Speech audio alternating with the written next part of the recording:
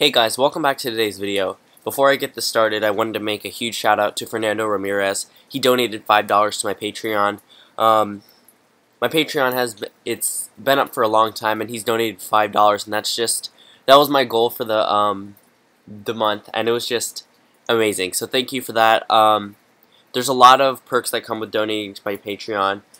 So I have them on my Patreon, patreon.com/LTE, but I'll give them more of a shout out in my next election night. This one's just an election prediction, so I'm just going to go over him really quickly because I have to get this before I go out to the beach. Again, sorry for being inactive in the comments. I can only really like and respond to what my phone shows up in notifications. So again, huge shout out to Fernando Ramirez.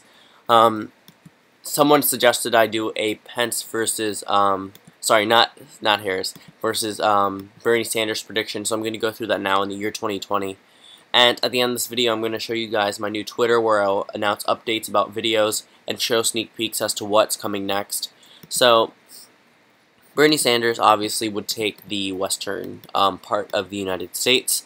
We're just going to go through all the safe states for Mike Pence.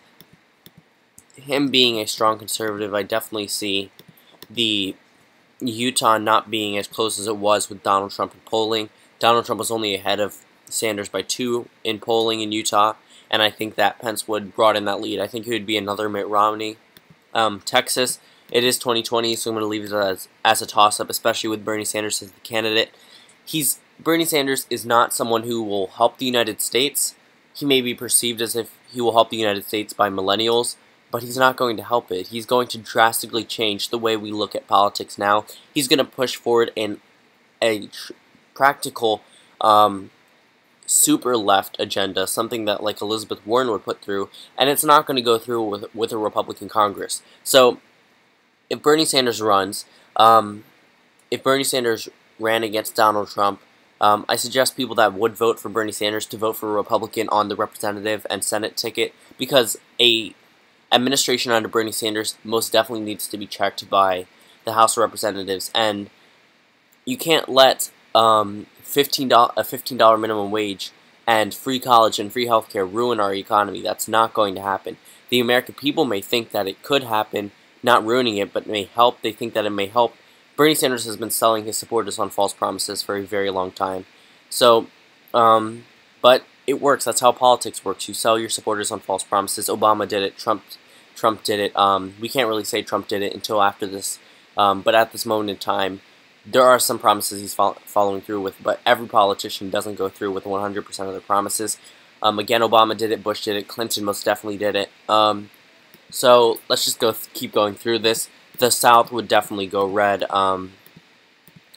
Indiana, I don't think that one would be competitive because of Mike Pence. Missouri, I don't think it would be competitive. Georgia, I'll leave as a toss-up. I forgot about these states. New Mexico would be safe blue. Hawaii would be safe blue. Alaska would be safe red. Arizona, I'm going to leave as a toss-up. Colorado, I'll leave as a toss-up, but because of Bernie Sanders' marijuana stance, I think that one would go to him. And Nevada, I'll leave as a toss-up, but a lot of things can change. In the Rust Belt, that one's definitely a toss-up, especially against Mike Pence. Minnesota, I wouldn't consider a toss-up against Bernie Sanders. This is strong Sanders territory. Iowa, I think that one would go to the toss-up category because Trump really could appeal to the rural voters.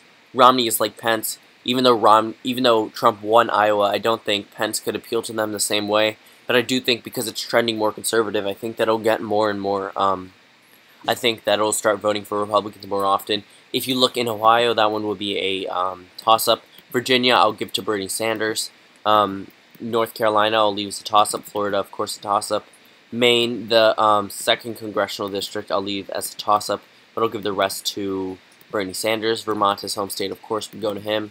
Essentially, the Northeast would go to Bernie Sanders. New Hampshire, I'll leave as a toss-up, and New York would go to Bernie Sanders. So right now, we're at a map of 213 for Bernie Sanders to 125 for Mike Pence. So let's go through a few of the obvious ones. Although Texas may be perceived as a toss-up, growing Latino populations won't flip it until 2024. Okay, so in 2024 and in 2028, Texas will be solid blue. I'll go over as to reason why there won't be a Republican president after 2024 unless some drastic changes happen with the way demographics are changing, Democrats are going to easily win elections in the future unless they nominate a bad candidate. But we'll go over through that in another video. Arizona, I'm not seeing that one flipping, especially with a conservative like Mike Pence, who doesn't turn off the Trump voters who voted. The Republicans who voted for Hillary. I think Pence could bring them back. Same thing in Georgia. I don't see that one flipping unless there's like a Biden candidate. But no, I don't see it flipping against Pence because Pence is a lot stronger than Trump is. He's like Trump, except he can talk a little bit better in debates. In North Carolina, again, I don't see that one flipping. I think that one will slowly turn more red, depending on who the Republican candidate is. Florida, I think that one's going to stay red. The reasoning behind it is because of the people that are just the people down there that are older and the older generations who would vote for Mike Pence because he's a conservative. All the senior citizens, I think they would land Pence a victory there. And I think they voted for Obama because he promised change. Trump promised change and they voted for him in 2016. And I think they will jump onto the bandwagon of a more conservative change candidate. If we look in Maine, I think that one will go to Bernie Sanders just because I think Sanders can appeal to Maine a lot better than Hillary Clinton did. And I think Pence won't be able to appeal the same way Donald Trump did.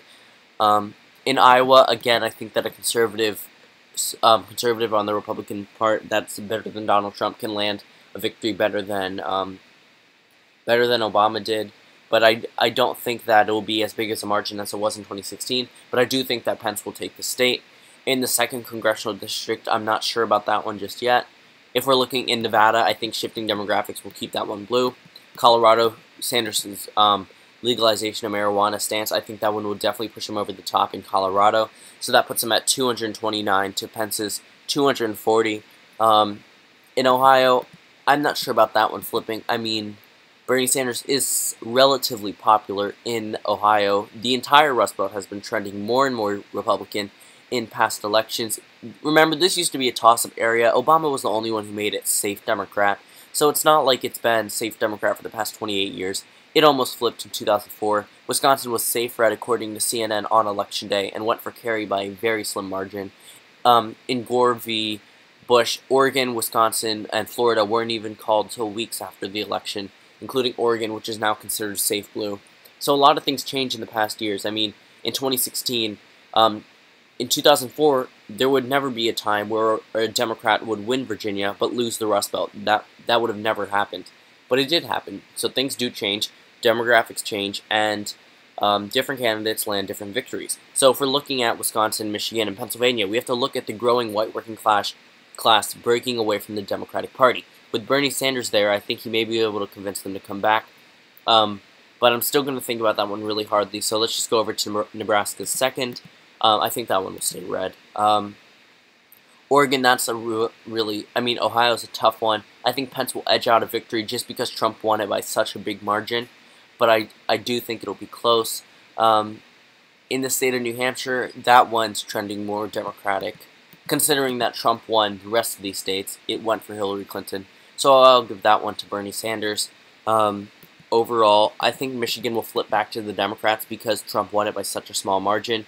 I also think that Pennsylvania will flip back to the Democrats just because of the fact that I think that Bernie Sanders could do better in places like Erie County and areas around there.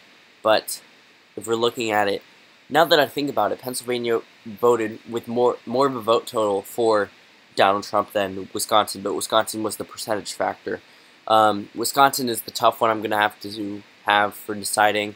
Wisconsin is more likely to flip back than Pennsylvania, but Pennsylvania, just because of the fact that Bernie Sanders could definitely appeal to the Pennsylvania population a lot better than Hillary Clinton did. Bernie Sanders could bring back his Jill Stein supporters, and if Jill Stein supporters voted for Hillary in all of these states, I think that it would have happened. Hillary Clinton would have won the election. So I'm going to give Wisconsin and Bernie Sanders 279 to 259.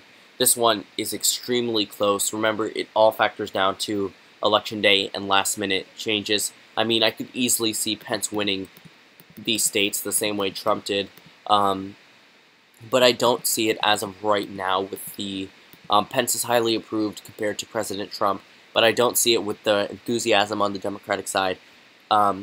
but I don't see it being a landslide election, especially with Pence as the Republican nominee. So that's the prediction. So let's just go over my Twitter real quick. It's called, the Twitter is at LTE Updates right there. I tweeted about this one 29 minutes before I recorded. Currently working on election prediction, Mike Pence versus Bernie Sanders. So I'm going to keep doing updates like this where I'll be showing my, my predictions and what I'm going to come up with next. See, I posted my Donald Trump versus Elizabeth Warren election night. So I'll have it at LTE Updates. I'll put it in the description below, and I'll keep putting it in my new descriptions. So if you want to see updates as to for my new election nights and see sneak peeks, and I'll have polls on there that you guys can vote on. So thank you all for watching, and I'll see you tomorrow.